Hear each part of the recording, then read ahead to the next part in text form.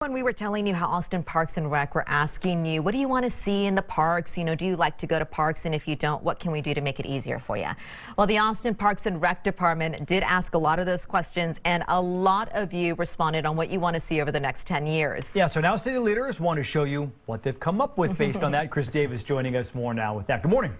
Yeah, good morning, John and Sally. This is the second round of public meetings. They start tonight. It's part of the department's Our Parks, Our Future initiative. You get one of these when you show up. It's called a community meeting passport. Open it up and you can get different stamps at different stations that you visit here that basically explain this whole process. Then you can enter this to win a prize. The goal is to get you involved with growing the city's parks. Val Kislavsky just transplanted peppers into her plot at the Festival Beach Community Garden. And then we've got carrots, we've got zinnia, a bunch of greens. She started gardening here this year because it's close. So this is just like a place where I can bike to and I can trust myself to come here and water regularly. Try to keep the garden looking nice. Her plot and the dozens of others here are on city parkland.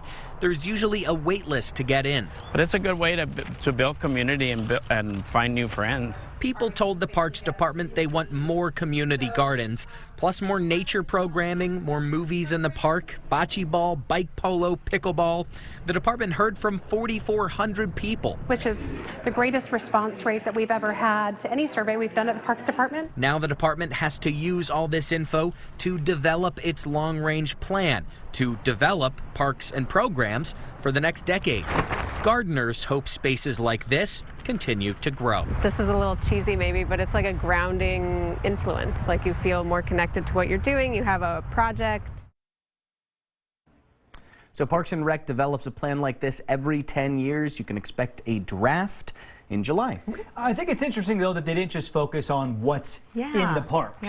Yeah, that's right. This was actually a really important piece of this as well. They were asking people questions like, how close is your house to a park? Is it within walking distance? And that's going to be useful as the department is figuring out not just how to change existing parks, but how to go about building new ones. Yeah, that's very cool, because I've actually gotten into the car. There's a park within walking distance, but my kids like a certain park, so we'll get in the car and go to that park because it has maybe a cover where they can play. All that sorts of fun stuff. There you go. Pickleball. Head here.